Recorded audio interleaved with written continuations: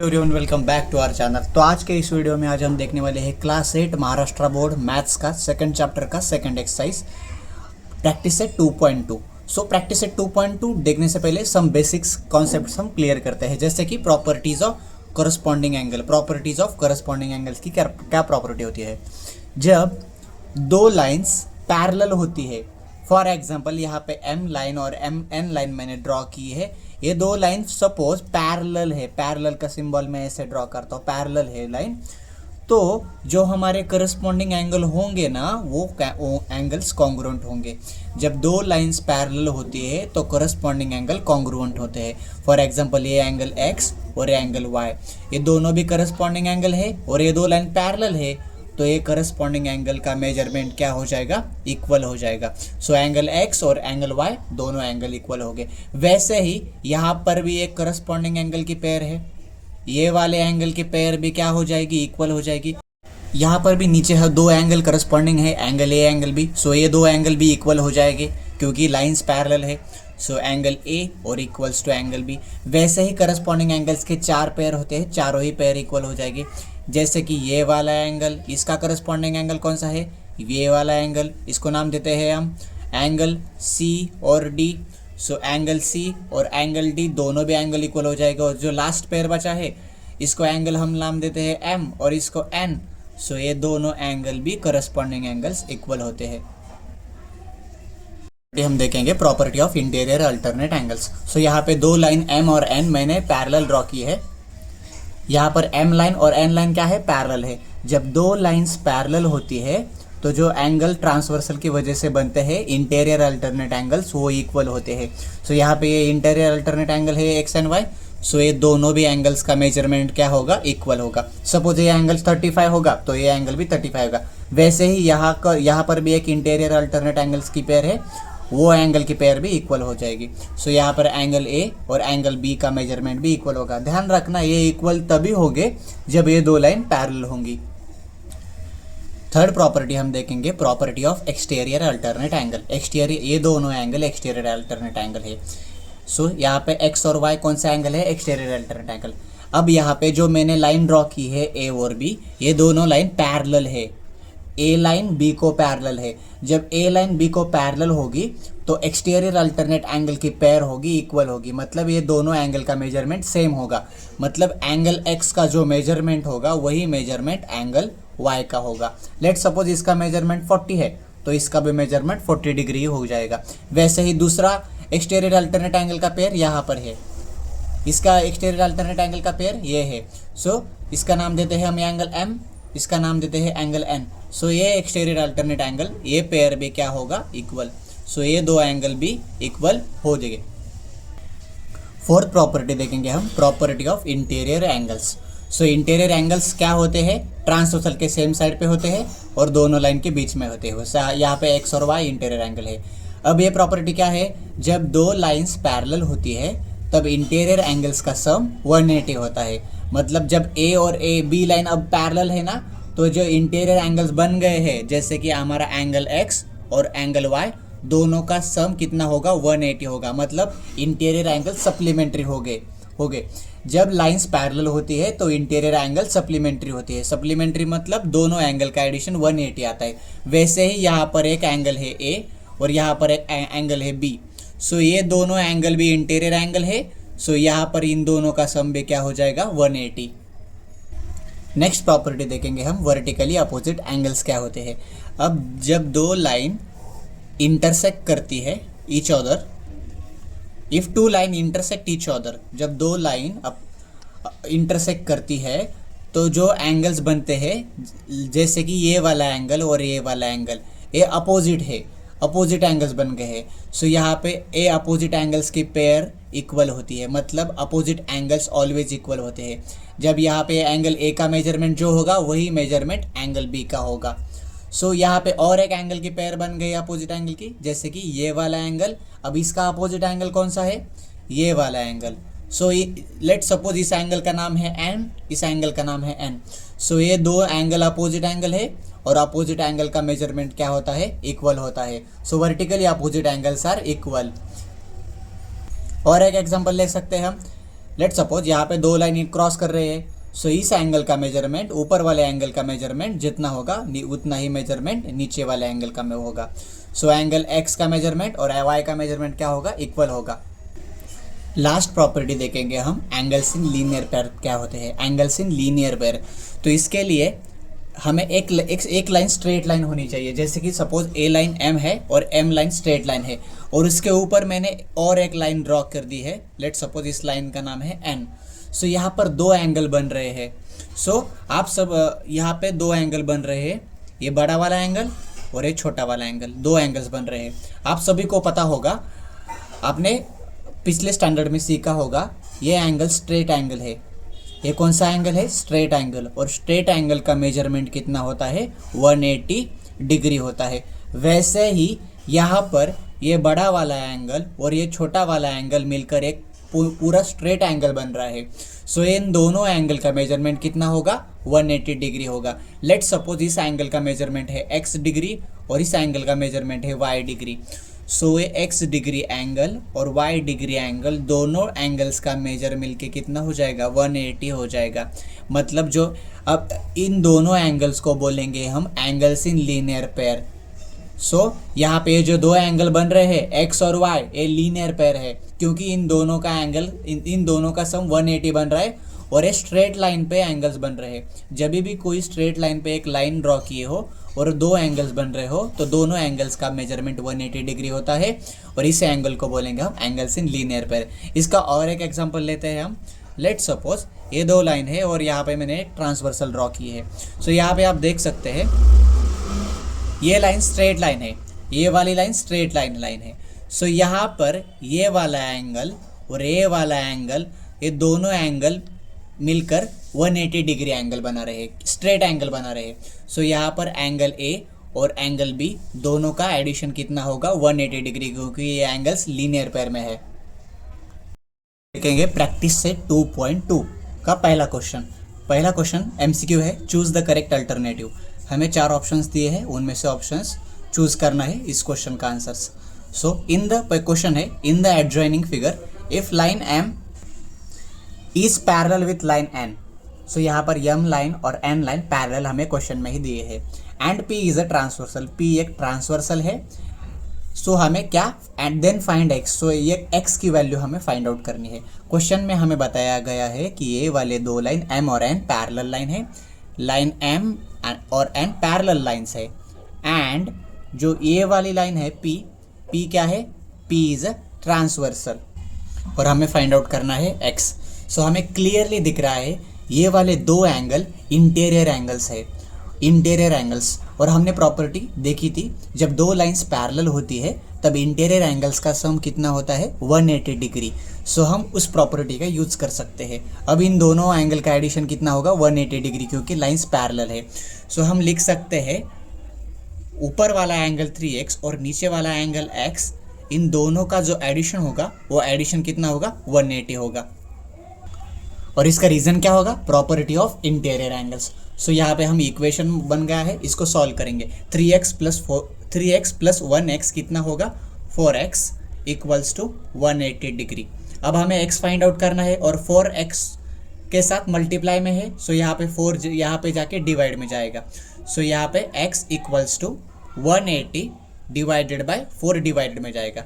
अब 4 से हम इसको डिवाइड करेंगे, सो 4 1 जा 4, 4 4 जा 16, यहाँ पे 2 रिमाइंडर, यहाँ पे 20 हो जाएंगे, और 4 5 जा 20। डिवीजन करने के बाद हमारा आंसर कितना आया, 45। सो हमारा x का वैल्यू कितना आया, 45। मतलब हमारा कौन सा ऑप्शन करेक्ट है, ऑप्शन सी। नंबर 2 है, in the adjoining figure if line A is parallel with line B. So यहाँ पर हमें दो लाइन दिए गए हैं, वो पैरेलल लाइन है, and L is there transversal, और ये वाली लाइन जो एल है वो एल लाइन ट्रांसवर्सल है। और हमें क्या फाइंड करना है, यहाँ पर भी हमें x की वैल्यू फाइंड आउट करनी है। 4 ऑप्शन में से कौन सी है वो चूज करनी है। सो सबसे पहले हमें दिया गया है लाइन ए पैरेलल है b को, और l क्या है, ट्रांसवर्सल है। हम क्लियरली देख सकते हैं, अब ये दोनों एंगल में तो कौन सा रिलेशन नहीं है, ये तो करस्पॉन्डिंग में नहीं है, इंटीरियर एंगल भी नहीं है, कौन से भी नहीं है। सो हमें एक प्रॉपर्टी मैंने आपको बताया था, वर्टिकली अपोजिट एंगल्स इक्वल होते हैं। सो x की वैल्यू तो हम ऐसे डायरेक्टली फाइंड नहीं कर सकते, लेकिन हमें ये पता है इस एंगल का वर्टिकली अपोजिट एंगल ये वाला है। सो ये वाला एंगल भी कितना हो जाएगा 2x एंगल, क्योंकि हमें पता है वर्टिकली अपोजिट एंगल्स कैसे होते हैं, इक्वल्स होते हैं। सो ये एंगल का मेजरमेंट 2x है, तो ये एंगल का मेजरमेंट भी 2x है। अब हम इजीली इस दोनों एंगल का यूज करके हम x की वैल्यू फाइंड आउट करते हैं, क्योंकि ये दोनों एंगल्स कौन से हैं, इंटीरियर एंगल्स। और इंटीरियर एंगल्स कैसे होते हैं, सप्लीमेंट्री, मतलब इंटीरियर एंगल्स की एडिशन कितनी होती है 180। सो उस प्रॉपर्टी का यूज करेंगे। सो यहाँ पर हम दोनों एंगल का एडिशन करेंगे, 4x + 2x = 180 डिग्री। इसका रीजन क्या होगा, प्रॉपर्टी ऑफ इंटीरियर एंगल्स। यहाँ पर हम एडिशन करेंगे, 4x + 2x कितना हो जाएगा, 6x = 180 डिग्री। हमें x की वैल्यू फाइंड आउट करनी है। 6 और x में कौन सा साइन होता है, मल्टीप्लाई है। सो यहाँ पे 6 मल्टीप्लाई में होंगे तो यहाँ पर हो जाएंगे डिवाइड में। सो x = 180 डिग्री डिवाइडेड बाई 6। अब 6 से 180 को डिवाइड करेंगे, 6 1 = 6, 6 3 = 18 और 6 0 = 0। सो यहाँ पे हमारे x की वैल्यू आ गई 30। सो x = 30, मतलब हमारा ऑप्शन कौन सा आया, option number D. Question number 2 देखेंगे। इसमें हमें क्वेश्चन में एक डायग्राम दिए है और क्वेश्चन है, in the given figure line P is parallel with Q। So ये वाली लाइन P Q से पैरेलल है, ये वाली P वाली लाइन Q को पैरेलल है। अगेन और क्या दिया है हमें, T and S are transversal. ये वाली लाइन T और S क्या है, ट्रांसवर्सल से, दोनों ये पैरेलल लाइन के P और Q के ये दोनों क्या है, ट्रांसवर्सल है। और हमें क्या फाइंड करना है, एंगल x और एंगल y का मेजरमेंट, मतलब हमें x एंगल कितना है और y एंगल कितना है, इनका मेजरमेंट हमें फाइंड करना है। विद रीजन हम इसको एक्सप्लेनेशन इसका देखेंगे। अब P और Q पैरेलल है, अब हमें x फाइंड करना है, लेकिन x में 40 में तो कौन सा रिलेशन नहीं दिख रहा। लेकिन अब यहाँ पे हम एक एंगल ड्रॉ करेंगे। लेट सपोज इस एंगल का नाम है m, लेकिन m एंगल और 40 एंगल में एक रिलेशन है। आपको पता होगा ये दो लाइन पैरेलल है और t ट्रांसवर्सल है, मतलब ये दोनों एंगल क्या हो गए, करस्पॉन्डिंग एंगल। सो हम क्लियरली देख सकते हैं P और Q पैरेलल लाइन है और T ट्रांसवर्सल है। सो इसका यूज करके हम ये दोनों एंगल करस्पॉन्डिंग है, इस प्रॉपर्टी का यूज करके m की वैल्यू निकाल सकते हैं। अब m की वैल्यू निकालेंगे तो फिर x की वैल्यू इजीली आ जाएगी, क्योंकि ये दोनों एंगल्स इन लीनियर पेयर है। सो यहाँ पर m की वैल्यू कितनी हो जाएगी, 40 डिग्री हो जाएगी, क्योंकि करस्पॉन्डिंग एंगल्स इक्वल होते हैं। जब लाइंस पैरेलल होती है तो करस्पॉन्डिंग एंगल्स इक्वल होती है। सो m की वैल्यू 40 डिग्री। सो इसका रीज़न लिखेंगे। रीज़न क्या है, प्रॉपर्टी ऑफ करस्पॉन्डिंग एंगल्स। अब हम x की वैल्यू इजीली निकाल सकते हैं। क्यों, अब हमें पता है ये दोनों एंगल एक स्ट्रेट लाइन पे फॉर्म हुए हैं, ये वाली स्ट्रेट लाइन, ये वाली दो एंगल। सो स्ट्रेट लाइन पे जब दो एंगल बनते हैं ऐसे, तो ये एंगल की एडिशन कितनी होती है, 180। सो यहाँ पर हम देख सकते हैं x और m, इन दोनों एंगल की एडिशन 180 आ जाएगी। इन दोनों एंगल की एडिशन 180 क्यों आई, क्योंकि ये एंगल्स इन लीनियर पेयर है। अब यहाँ पर हम m की वैल्यू पुट करेंगे। m की वैल्यू तो 40 आई थी, सो 40 यहाँ पुट किया और 40 यहाँ पर माइनस हो जाएगा। सो 180 माइनस 40, सो हमारी x की वैल्यू कितनी आई, 140 x की वैल्यू हमारी आई। अब सिमिलरली हम y की वैल्यू, y और 70 में कौन सा रिलेशन नहीं है, लेकिन हम यहाँ पर एक एंगल तैयार कर सकते हैं, एज्यूम कर सकते हैं n एंगल। अब ये दोनों एंगल्स तो वर्टिकली अपोजिट एंगल्स है। सो एंगल n की वैल्यू कितनी हो जाएगी, 70 डिग्री। रीज़न क्या लिखेंगे हम यहाँ पर, वर्टिकली अपोजिट एंगल्स। सो यहाँ पर n की वैल्यू 70 आई। अब हमें क्लियरली दिख रहा है y और n इंटीरियर एंगल्स है ऑन द सेम साइड, और इंटीरियर एंगल की क्या प्रॉपर्टी होती है, दोनों एंगल की सम कितनी होती है, 180 होती है। सो यहाँ पर हम y प्लस n दोनों एंगल की हमारी एडिशन कितनी आ जाएगी, 180 डिग्री आ जाएगी। इसका रीज़न भी हम यहाँ पर मेंशन करेंगे, इंटीरियर एंगल्स। सो यहाँ पर हम y की वैल्यू निकाल सकते हैं। अब n की वैल्यू 70 है, यहाँ पर पुट करेंगे। अब 70 यहाँ पर माइनस हो जाएगा। सो 180 माइनस 70, 180 माइनस 70 की वैल्यू कितनी हुई थी, 110। सो यहाँ पर हमारा x और y दोनों की वैल्यू हमारी आ गई। देखेंगे question number 3। In the adjoining figure line P is parallel to Q and line L is parallel to M। P और Q दोनों लाइन पैरेलल है और L और M दोनों लाइन पैरेलल है।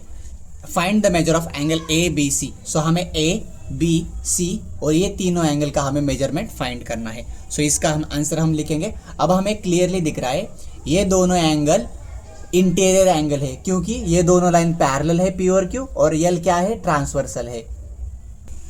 सो यहाँ पर line P is parallel to Q है और एल क्या है, ट्रांसवर्सल है। सो इसका यूज करके हम ये इंटीरियर एंगल्स को ऐड कर सकते हैं। अब एंगल ए और एंगल वो 80 दोनों का एडिशन कितना आ जाएगा, 180 डिग्री। इसका रीजन लिखेंगे प्रॉपर्टी ऑफ इंटीरियर एंगल्स।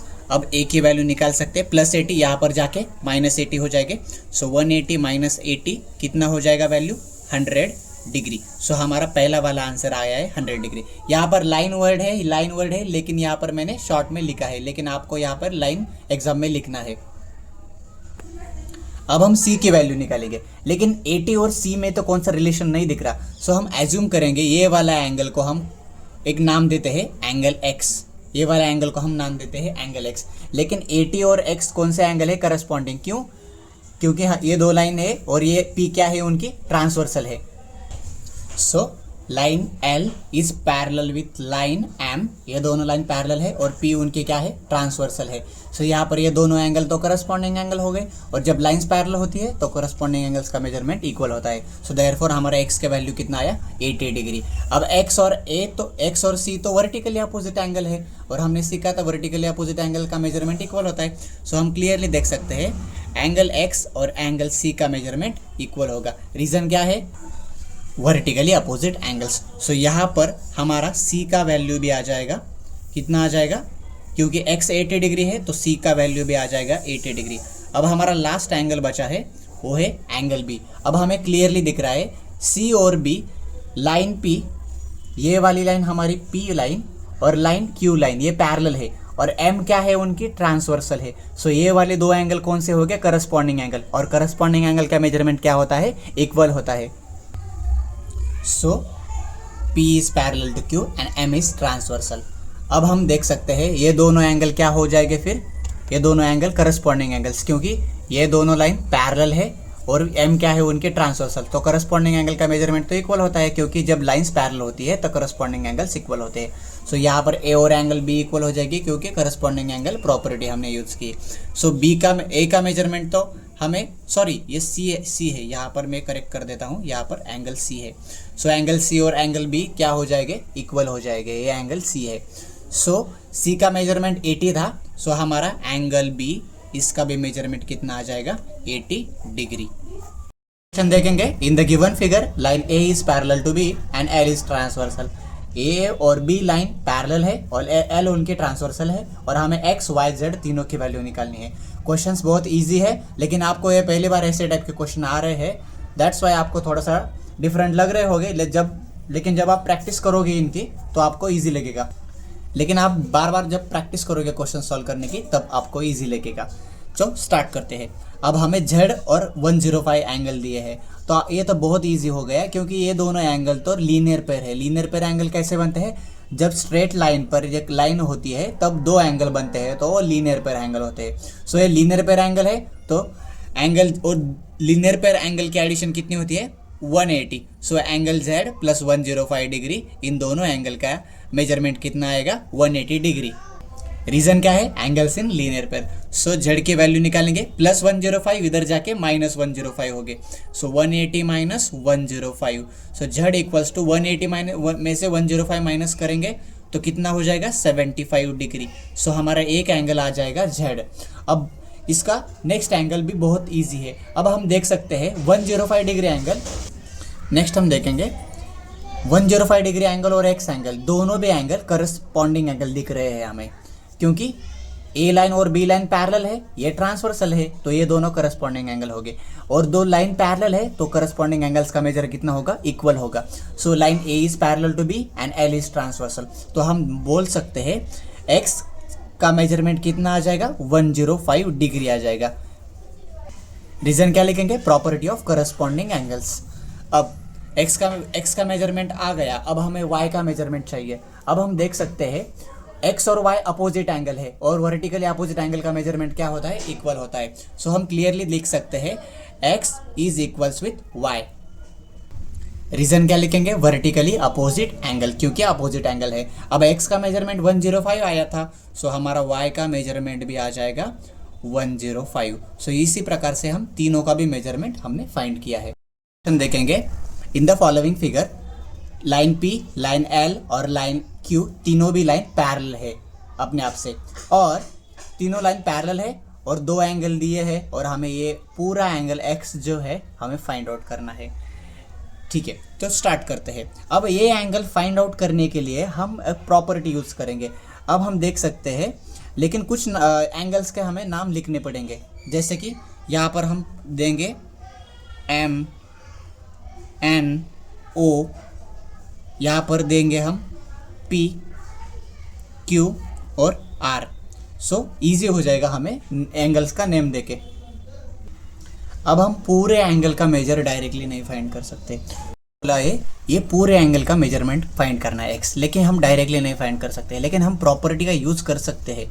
जैसे कि यहाँ पर ये 40 डिग्री एंगल है, ये 30 डिग्री एंगल है, लेकिन ये दोनों लाइन पैरेलल है।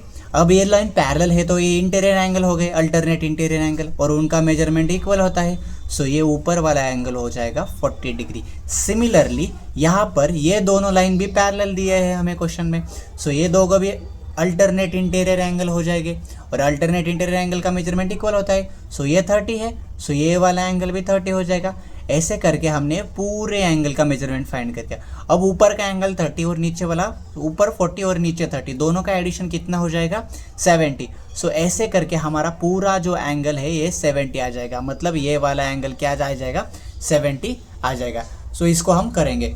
सो अब हम देखेंगे यहाँ पर ये दोनों एंगल कौन से है, अल्टरनेट इंटीरियर एंगल। सो हम देख सकते हैं MN लाइन और OP लाइन पैरेलल है, P लाइन और L लाइन पैरेलल है, और ये ON क्या हो गए फिर उनकी ट्रांसवर्सल। अब मतलब ये एंगल कौन से हो गए, अल्टरनेट इंटीरियर एंगल, और लाइन पैरेलल है तो ये वाला एंगल इक्वल हो जाएंगे। सो यहाँ लिखा है हमने P पैरेलल टू L और ON ट्रांसवर्सल है। सो देयरफॉर एंगल MNO ये वाला एंगल और ये वाला एंगल PON ये ऊपर वाला एंगल दोनों भी क्या हो जाएंगे, इक्वल हो जाएंगे। Reason interior alternate angles. So interior alternate angles. So MNO का मेजरमेंट कितना है 40, और PON तो हमें पता है कितना है x। सो ऐसे करके x नहीं अभी नहीं बोल सकते, PON। सो हम PON का मेजरमेंट हमें पता चल गया है। सो यहाँ पर भी सिमिलरली हम देख सकते हैं L और Q लाइन क्या है, पैरेलल है, और OQ क्या है, उनकी ट्रांसवर्सल है। और यहाँ पर ये दोनों एंगल जो बन रहे हैं, ऊपर वाला नीचे वाला, alternate interior angle. So line parallel है तो अल्टरनेट इंटीरियर एंगल का मेजरमेंट इक्वल होगा। सो देयरफॉर एंगल RQO और एंगल POQ ये दोनों ही एंगल का मेजरमेंट क्या हो जाएगा, इक्वल होगा, क्योंकि प्रॉपर्टी ऑफ इंटीरियर एंगल्स हमें पता है। सो RQO का मेजरमेंट 30 डिग्री है और POQ का मेजरमेंट हमें पता चला। सो POQ भी हमें सिमिलरली पता चला है। क्लियरली ऑब्जर्व करेंगे दैट ये टोटल जो बड़ा वाला एंगल है NOQ, इसका मेजरमेंट क्या है x, और x की वैल्यू हमें निकालनी है।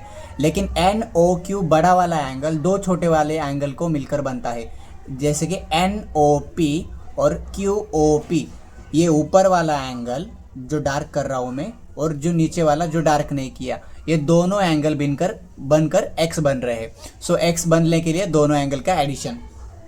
सो ये बड़ा वाला एंगल कौन सा है, NOQ, मतलब x एंगल जो दो एंगल से बन रहा है, NOP और QOP ये दोनों एंगल से वो बन रहा है।